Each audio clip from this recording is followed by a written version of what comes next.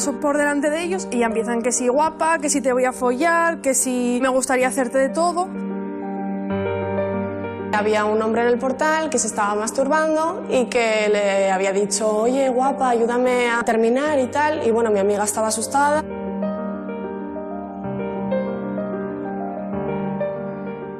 Eso es un delito. O sea, estamos normalizando delitos.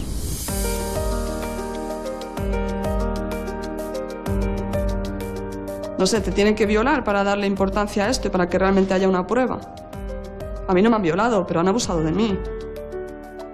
No es justo. Hoy en día tienes que tener moratones o me da la impresión de que tienes que estar magullada, que tienes que estar fatal psicológicamente muchas veces para que te crean. En la universidad, y las víctimas siempre lo dicen, es peor denunciar que sufrir acoso. Te pasará si eres mujer, si es lo único que tienen en común todas las historias que te pueden contar.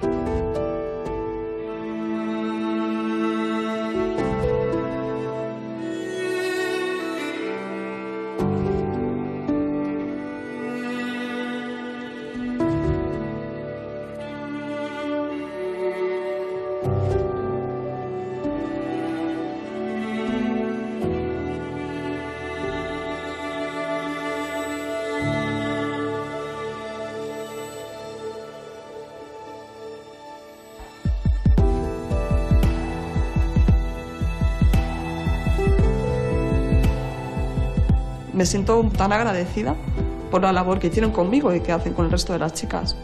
Venía a ver a Sonia. Vale. Y nada, sigo con mi obra, sigo trabajando en el tema también de la violencia de género.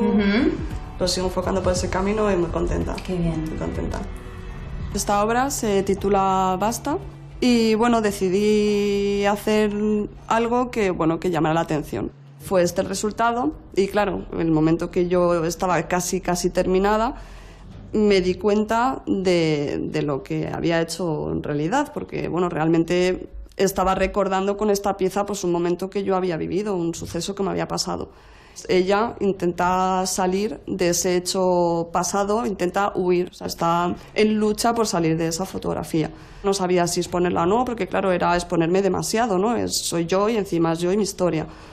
Una escultura realizada en silicona, tiene una imagen detrás, tiene una fotografía. La fotografía siempre es un elemento del pasado, de algo que acaba de suceder o que ha sucedido, representa eso. Cuenta un poco eso, la desesperación, la rabia, la impotencia, el asco. Cuenta un poco pues, todos esos sentimientos que sentimos cuando sufrimos algún tipo de abuso. Entonces, pues la escultura tiende a salir de ese pasado vivido, de ese momento. Para mí también es otra forma de denunciar esto que ha pasado, de una forma más visible y bueno, pues si por un lado no me oyen, pues por este lado pues sí me podrán oír.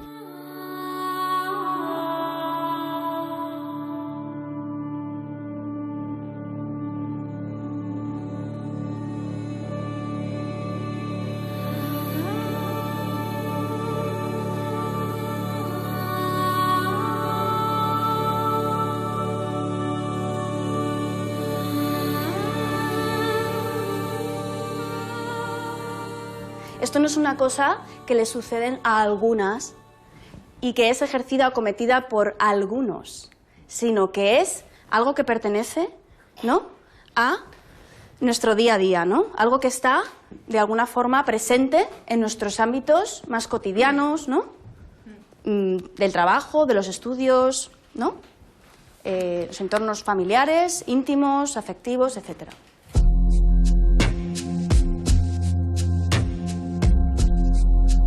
Pues él y yo salíamos de fiesta juntos, desde los 12 años en el parque juntos. Él se ha quedado muchas veces a dormir en mi casa, yo en la suya, y hace relativamente poco, un día salimos de fiesta, por la noche se quedó a dormir en mi casa y al día siguiente por la mañana cuando me desperté no estaba, que claro, obviamente siempre está porque es mi amigo. Y claro, ahí yo recordando, porque bueno, salimos de fiesta y veníamos un poco borrachos los dos y tengo la certeza de que durante la noche me tocó, sin mi consentimiento. Fue cuando tenía 16 años, llevaba un mes saliendo con un chico y él quería, desde el principio, él quería mantener relaciones sexuales. Yo no me veía preparada todavía y se lo dije varias veces. Y un día él me invitó a su casa y cuando llegué me había preparado pues unas velitas así, rollo romántico. Y pues desde que llegué empezó a besarme, a apoyarme contra la pared, tal. Yo le dije que todavía no me sentía preparada, pero le dio igual. Él siguió y al final yo cedí. Me ha pasado invitar a amigos, bueno, que conozco tomando un café o tomando una caña, invitarlos a mi casa simplemente para una conversación y ya piensan que eso da pie a más. Y se te acercan y te comienzan a abrazar o a tocar cuando tú muestras una barrera, igual insisten. Entonces es sacar la mejor excusa. Bueno, ya es tarde, tengo que hacer y bueno, te vas para casa, ¿no?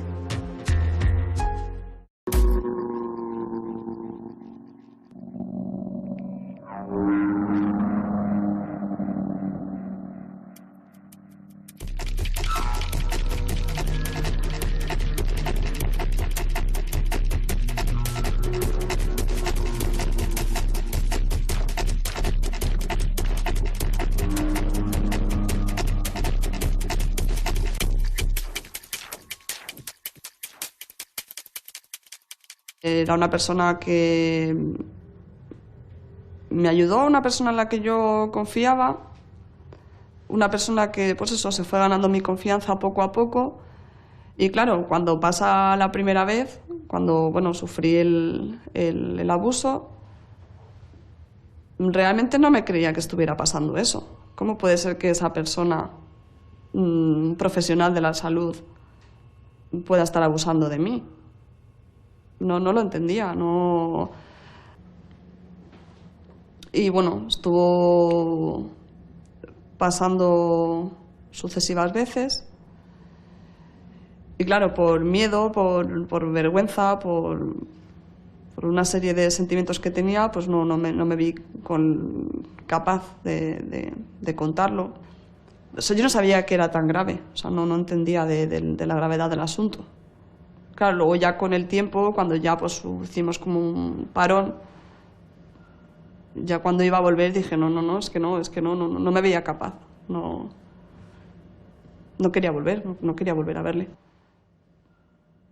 Se tiende a pensar que son personas con ciertos problemas, ¿no? De exclusión social, adicciones, o que son personas con ciertas enfermedades mentales, trastornos o patologías, o personas, hombres raros, ¿no? ¿Sí? Pervertidos, psicópatas, ¿no? Y la violencia sexual es una violencia que tiene como aliada el secreto, el silencio, el tabú, la vergüenza, el estigma. Claro, luego pasó tanto tiempo, cuando yo lo conté, lo tuve tanto tiempo guardado, que o sea, me sentí hundida. Yo en el momento que lo conté, para mí fue, yo creo que lo más duro que me ha pasado en la vida, porque o sea, no sé, es que además me acuerdo de ese momento y me emociono, porque realmente lo pasé mal, ¿sabes? Fue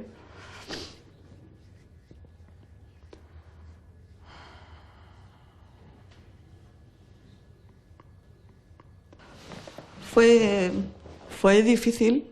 Se me vino el mundo encima. Realmente no sabía qué hacer con mi vida,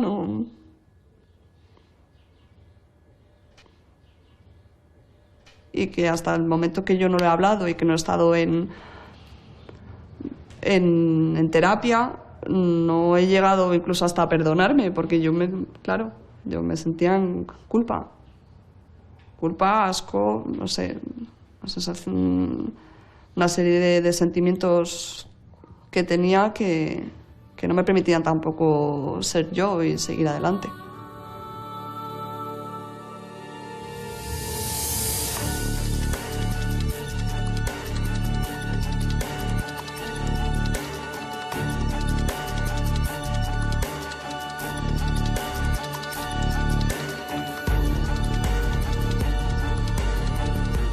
O sea, ya el hecho de poner la denuncia yo ya me sentí un poco mejor, y sobre todo porque, bueno, intentar también que esa persona no lo vuelva a hacer, que no haya otra víctima. No sé, te tienen que violar para darle importancia a esto y para que realmente haya una prueba. A mí no me han violado, pero han abusado de mí. No es justo, no... Esa persona no está bien y no tendría que dedicarse a lo que se dedica, a esa profesión, a la salud. Estas mujeres que sufren este tipo de violencia, que no son por pareja o expareja, no tienen la misma protección integral. No tienen el derecho a una asistencia letrada. Su caso no va a ser juzgado en un juzgado de violencia de género especializado y no van a acceder al mismo tipo de ayudas o derechos que tienen las mujeres víctimas de violencia de género. Sin embargo, la Ley Integral 5/2005 de la Comunidad de Madrid sí que entiende las violencias sexuales que estamos viendo como una forma de violencia de género y por eso crean en 2005 el Centro de Atención Integral a Mujeres Víctimas de Violencia Sexual, CIMASCAM.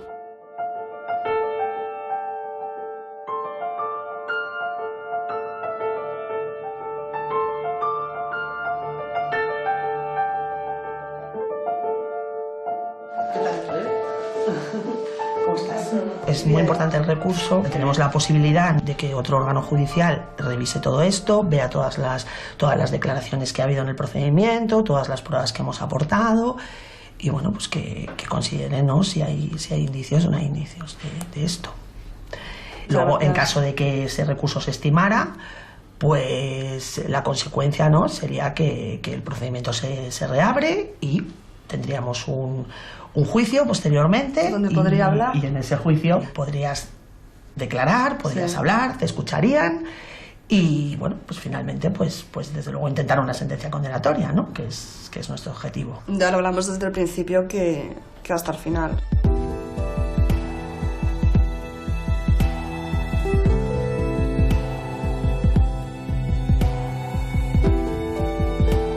Desde entonces estoy realizando una serie de obras para hacer una exposición que se llamará Superación.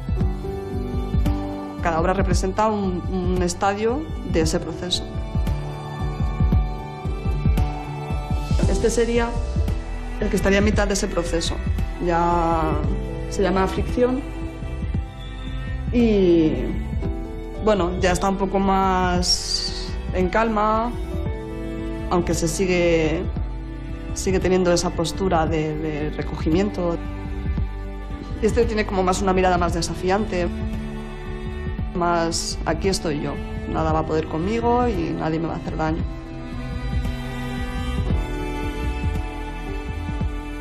Ese sería también de los últimos, ese ya representa más la liberación, aunque se sigue con la mano en el pecho y la mano en la cabeza, como que quiere salir de todo aquello que sucedió.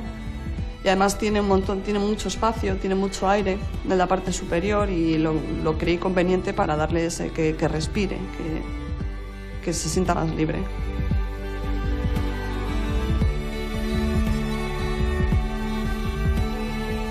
A ver, la misma no. La misma no, y no creo que lo sea nunca, pero sí que me considero, no sé, como a lo mejor una versión mejorada de mí misma, porque ese miedo y ese temor a que algo pueda pasar, eso me protege también.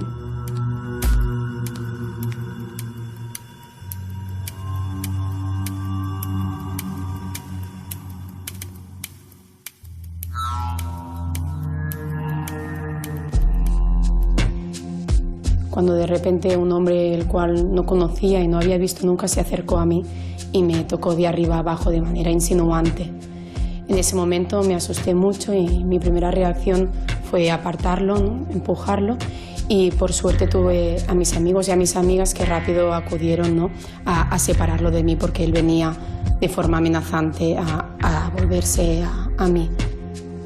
Y yo estaba esperando el tren sentada y de repente veo que alguien me chista, me giro y era un hombre masturbándose. Y bueno, pues la sensación que tuve, pues se puede imaginar un poco, fue un cúmulo de sensaciones entre rabia, asco, no sabía qué hacer, no sabía si irme, si moverme. Y estábamos las dos haciendo topless y de pronto vemos a un hombre mayor que él estaba haciendo nudismo y estaba erecto. y nosotras empezamos a sentirnos súper incómodas, empezamos a taparnos y nos fuimos. ¿De qué se vale la violencia sexual? Se vale de estos mitos que existen, que nos hacen creer que solamente hay un tipo de violencia sexual y de la falta de conciencia social y del silencio que hay alrededor de la sexualidad y de los temas sexuales, ¿no? Todas las violencias sexuales, independientemente de si ha habido uso de la fuerza, o intimidación o penetración, son violaciones muy graves de derechos humanos. ¿Son delitos contra la libertad sexual reflejados en el Código Penal? ¿Es un problema de salud pública por las estadísticas y la prevalencia y la frecuencia que están recogiendo, ¿no?, los estudios? Y es un tipo de violencia machista. Y vivimos en una sociedad, ¿no?, que enseña a las mujeres, ¿no?, a no ser violadas, en lugar de enseñar a los hombres a no violar.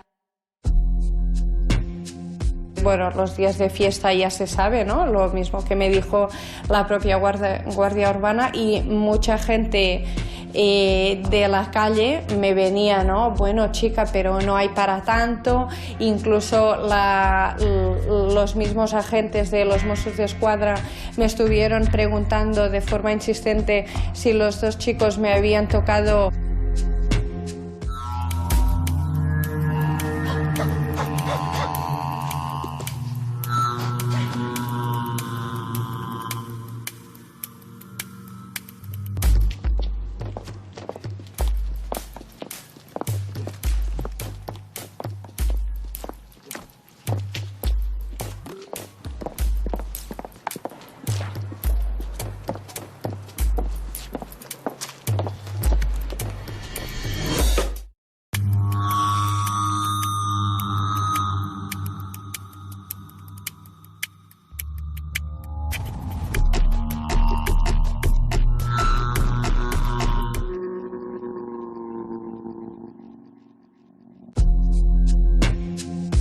En uno de los momentos en el que me pegó, me dejó inconsciente, pues me empezó a agredir sexualmente.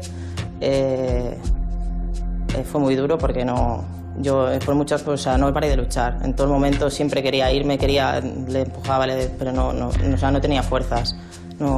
Además, lo recuerdo todo como flashes, no es un recuerdo seguido.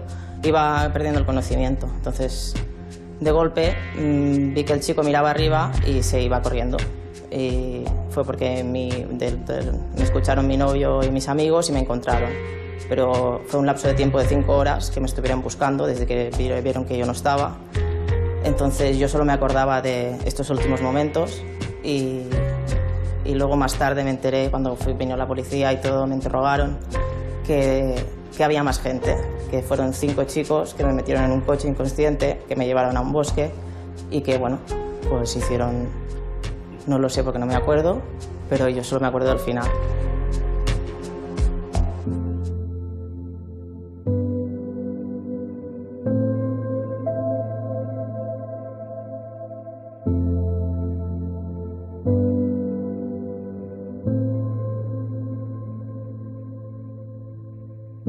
Era el marido de mi madre, o sea, mi padrastro.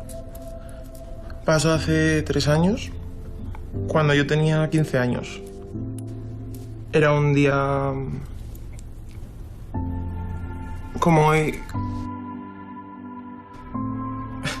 Tengo grabada la fecha en mi cabeza y cada día y cada año que pasa me acuerdo de ese día. Aparentemente era una persona normal, actuaba como un segundo padre. Se portaba bastante bien, todo aparentemente bien los 2 primeros años y me empezó a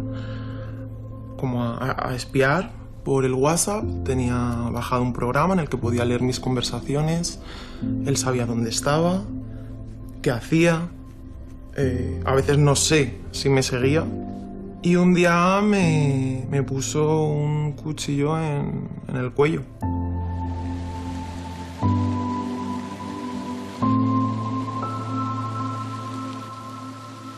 Y luego me pidió perdón. Yo lo acabé aceptando para que todo siguiera normal. que mi madre siguiera con su vida. Ya a partir de ahí, pues, se tiraba un tiempo bien, estaba de buen humor. Luego, otro tiempo estaba mal.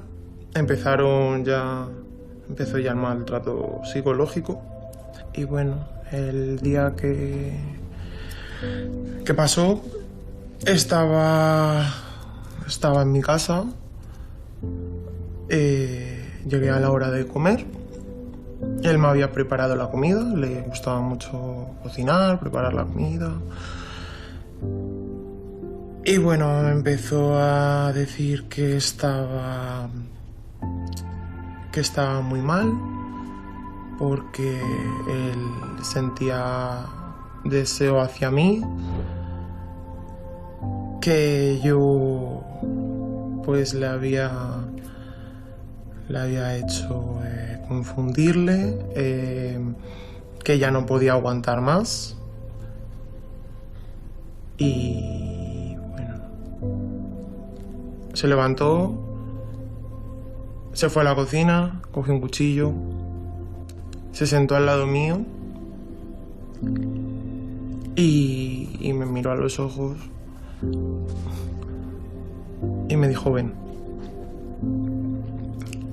Y yo: no. Ven. No. Me cogía la mano y se la quitaba. Y en la otra mano tenía un cuchillo, ¿no?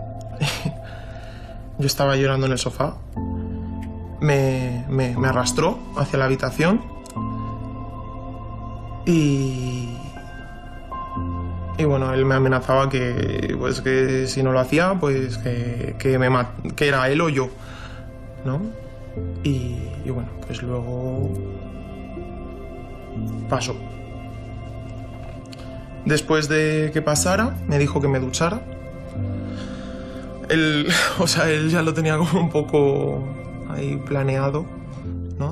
Hombre, sabes que no hay que dejar huellas. Si es posible. Me fui a un centro de planificación para tomarme una pastilla. Ese día me sentí asquerosa. Pasé toda la tarde sola. Luego quedé con mis amigos y mi novio. Y claro, ya me vieron con el moratón en el ojo. Y claro, siempre preguntan, ¿no? Y tienes que mentirles. Ha habido momentos de flaqueza. Hay momentos que te sientes muy sola. Te da cosa contárselo a tu familia porque no sabes cómo van a reaccionar. Si te van a creer, si no, si... Sacaron la noticia y todo y me ponían más énfasis en que si yo había bebido, que si como que yo tenía un poco la culpa, no del todo, pero ponían más énfasis en cosas mías que no en lo que había pasado en realidad. Como si no me lo mereciera, pero como si, mira, en una noche de fiesta, pues lo que decíamos, que es como si fuera pues normal, ¿no? Entre comillas.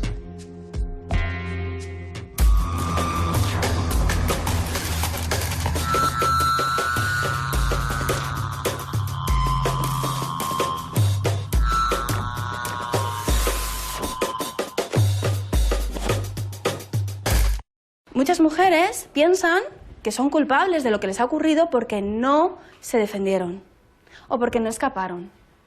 Pero la realidad es que cuando tú les ayudas a ver que realmente sí lo intentaron y no fue posible, ellas entienden que el bloqueo fue una lección. Fue una forma de garantizar su supervivencia. ¿Qué se cree socialmente? Que cuando una mujer se paraliza, está diciendo que sí.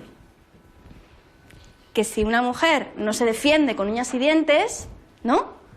Y intenta de la mayor forma posible escapar de ahí, es porque realmente está consintiendo o no está haciendo algo tan dañino, ¿no?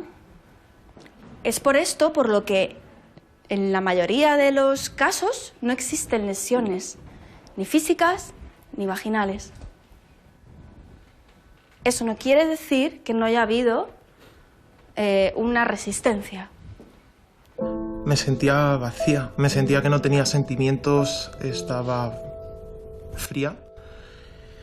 Pero cuando iba al psicólogo siempre me decía que necesitaba que las personas de mi alrededor también lo supieran, porque era algo también que les afectaba a ellos.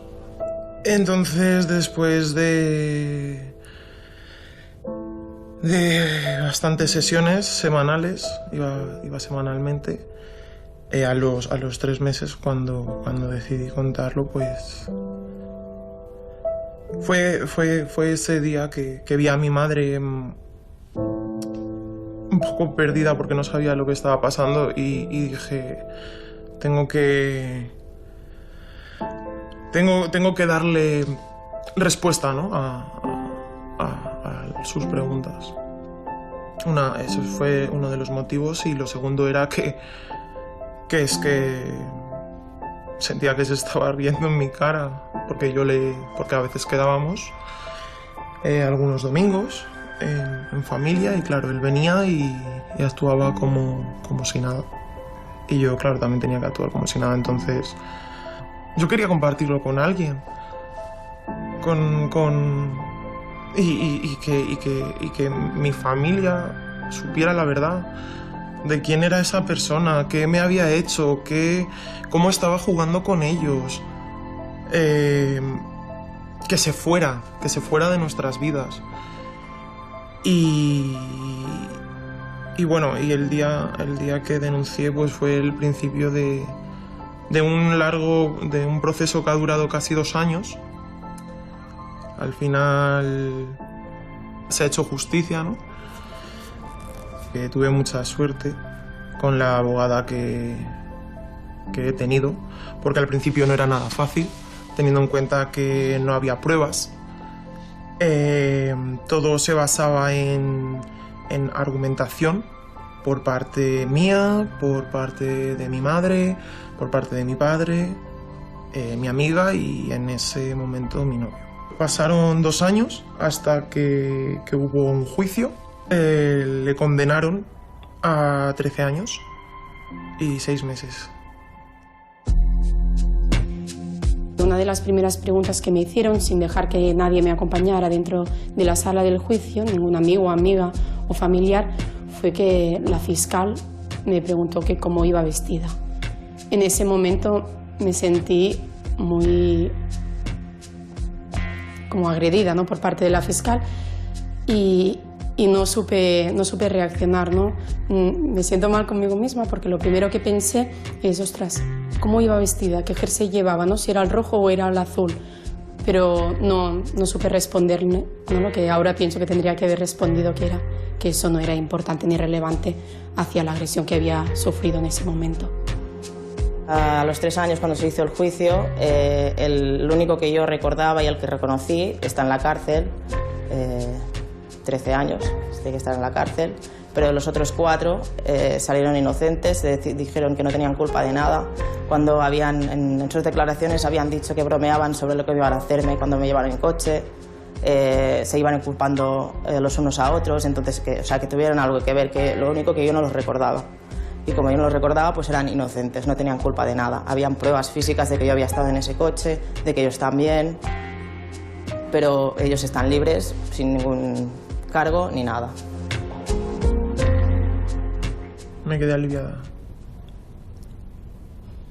Y saber que se ha hecho justicia con tantas pegas que había, pues sí que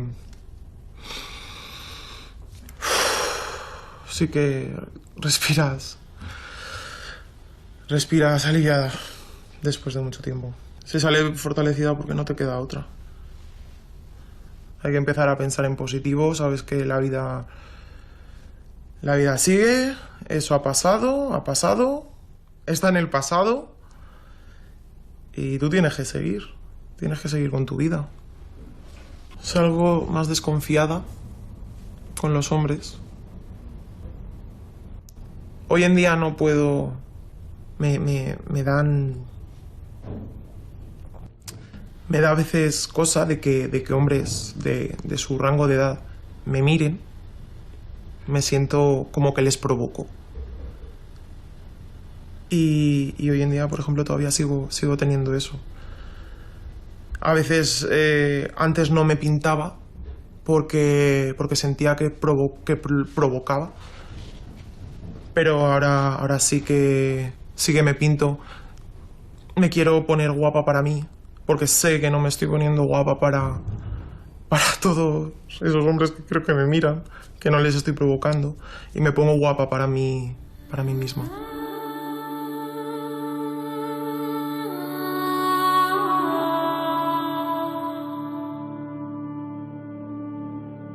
¿Qué os parecen estas estadísticas?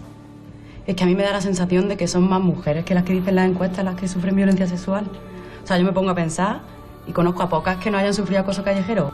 O sea, de por sí es una estadística alta, pero a mí, en mi opinión, me parece que no está reflejando, como dice Laura, la realidad. Me persiguieron, me acorralaron contra una pared, 2 de ellos, y el otro estaba en el volante. Me bloqueé y sé que estaba contra una pared y no fui capaz de decir absolutamente nada. Solo recuerdo que ellos dijeron, bueno, nos vamos, que dicho textualmente, tiene cara de acojonada y no me pone. Los 2 chicos al final me alcanzaron y me rodearon con los brazos, y de modo que me prohibieron, ¿no?, el movimiento. Yo alcancé a salir del círculo donde me habían puesto, los 2 mirándome fijamente, gritando que se venían en casa conmigo, que preguntándome dónde vivía. Dentro de la marabunta de gente que había, me dio por mirar para abajo y efectivamente vi que la mano que me estaba tocando era de detrás, no de delante. Entonces me di la vuelta y era un hombre, bueno, que había aprovechado esa situación para meter la mano por debajo y empezarme a tocar el pubis y luego, bueno, pues recrearse un poco hasta que yo me di cuenta, le quité la mano. ¿Qué pasa si tú estás en el metro o en el autobús y un hombre, un tío, notas una mano que te está tocando? El culo, ¿no? O el pecho. ¿Qué se os viene a la cabeza hacer? Oh. Por su sitio. Dar un codazo, sí, sí, sí. ¿no? O sea, reaccionar. ¿Siempre reaccionamos? No. ¿Por qué? ¿Acaso nos está gustando? ¿Qué pasa? ¿Por qué no nos defendemos? ¿O por qué no gritamos? ¿O por qué no pegamos ese...? ¿No? Te quedas bloqueada como diciendo, a ver, ¿esto es real lo que me está pasando? Sí, claro que sí. ¿Quieres creer que fue sin querer? Eso sí que lo puedo... Vale, que fue sin querer. Vale, y si creo que fue intencionado y realmente me está incomodando, ¿por qué no digo nada? Piensas que no vas a tener ese apoyo porque normalmente no se tiene, te quedas callada. Quizás si yo tengo dudas porque me han enseñado a que esto no es violencia sexual y lo cuento y me dicen que soy una exagerada, pues para confirmar esto, pues mejor me lo callo, ¿no? Sí, como... O para sentirme más culpable, pues mejor me lo callo. Nadie se pone a cuestionar cuando ha habido un robo, ¿no? ¿Por qué llevaba esa persona dinero encima? ¿O por qué se le ha ocurrido ir al cajero automático? O no se pone tan en duda otro tipo de delitos o fraudes como, bueno, pues fingir que te han robado en casa y denunciarlo al seguro, por ejemplo, ¿no? Nadie duda de este tipo de denuncias. ¿Por qué constantemente se duda de aquellas mujeres que no cumplen con ese perfil de violación auténtica? E incluso aquellas que lo cumplen, se puede llegar a pensar cosas como, bueno, claro, es que si no hubiera ido tan tarde, si no hubiera ido sola, si no hubiera bebido, ¿no? Si no hubiera vestido de esa forma, ¿vale? ¿Por qué? ¿Por qué se pone el foco siempre en la mujer o en la chica que ha difundido esa imagen, efectivamente?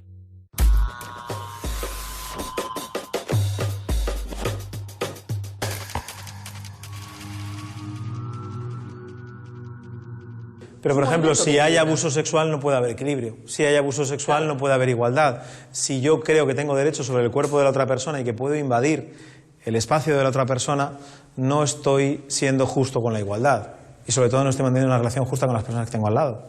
Es decir, que simplemente con el miedo a que nos agredan sexualmente ya se nos está educando para tener un papel secundario en esta sociedad.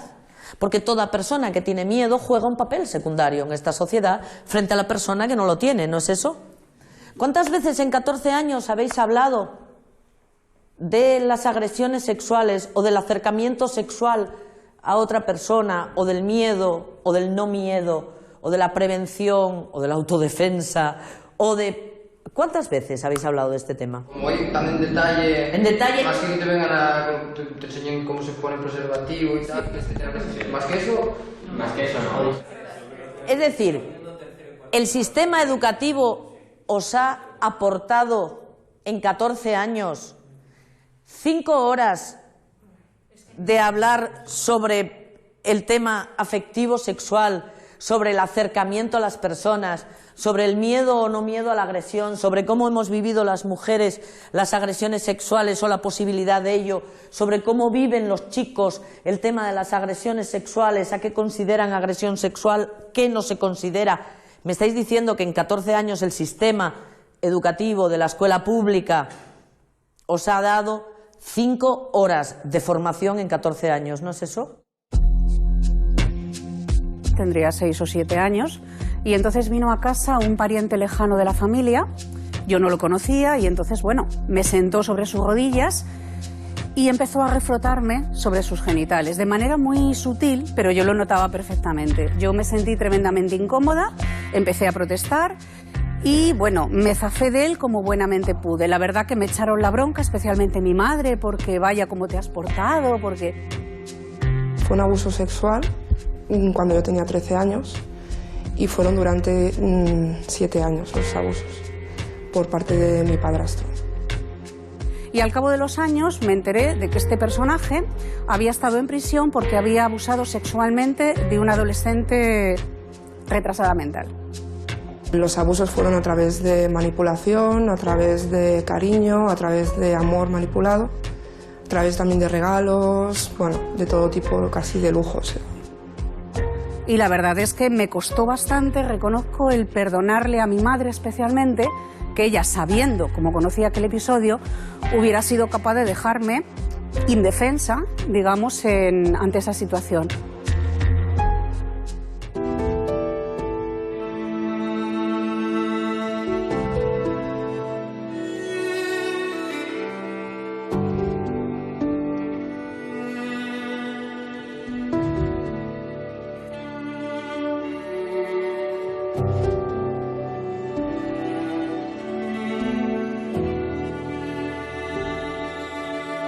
Empiezas a tener un tipo de miedo que no tenías antes. O sea, yo no duermo como antes, está clarísimamente. O sea, unos nervios que nunca antes tenía. Afecta mucho a ese nivel y creo que siempre. La universidad lo pasas mucho peor una vez empiezas a denunciar o romper el silencio que mientras te acosan. Por todo lo que te cae encima, ¿no? Por todos los que te empiezan a ver diferente, por los que no te creen, por los que te revictimizan, los que te suspenden, los que no te aprueban la plaza, los que no te aprueban la tesis y los que empiezan a decir de ti barbaridades a nivel sexual, personal, familiar, lo que te imaginas y más, ¿no? El agresor en la universidad no es un agresor en la sociedad. Es un agresor que lo hace porque le protege la universidad. O sea, no lo hacen fuera.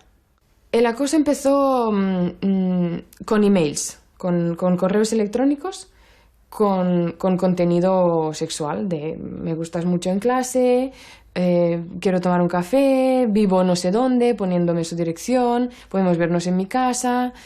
Era presión cada día que teníamos clase, yo estaba allí en primera fila, toda aplicada, siempre venía, cada día venía. Allí, antes de empezar la clase, me decía, tenemos que tomar un café, me interesa mucho que quedemos. Era terrible, es que no podía ni andar por la facultad como del miedo que me producía de si lo podía ver, ¿no? O si lo podía ver en el bar, tomando algo, con, no sé, amigos, colegas, tal. Que si me venía, porque siempre que me veía, era como una obsesión. Y se lo comenté a una profesora del departamento, le dije que me molestaba este profesor, que me incomodaba mucho en clase y quería cambiarme de grupo por la tarde. Y me dijo que no, que sería peor porque la profesora de la tarde pues trabaja con él o no sé, es de su grupo de tal, y entonces que sería peor. Es cuando me di cuenta que todo el mundo lo sabe, no sé si todo el mundo, pero que es una cosa que se sabe, pero que nadie hace nada, ni dice nada, sino que te enseñan a callar y a decir, no hagas caso.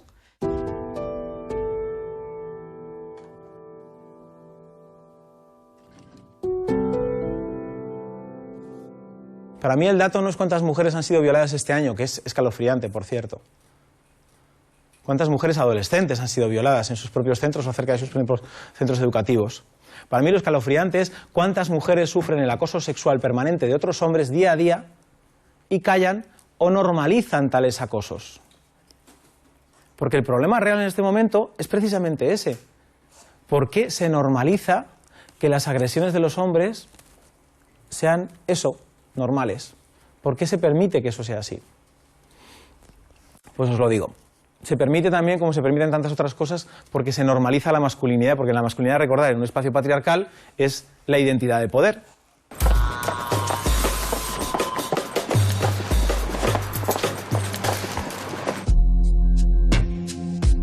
Cuando se lo cuentas a la gente siempre se ve como un problema ajeno, un problema tuyo que tienes en un momento determinado. No se ve como un problema que tenemos la mayoría de las mujeres cuando vamos por la calle.